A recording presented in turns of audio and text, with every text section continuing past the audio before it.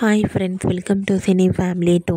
ప్రముఖ స్టార్ మా ఛానల్లో ప్రసారం అవుతున్న సూపర్ హిట్ సీరియల్ నువ్వు నేను ప్రేమ సీరియల్ హీరో స్వామినాథన్ విక్రమాదిత్య క్యారెక్టర్లో చాలా చక్కగా నటిస్తూ తెలుగులో తన మొదటి సీరియల్తోనే మంచి సక్సెస్ను అందుకున్నారు.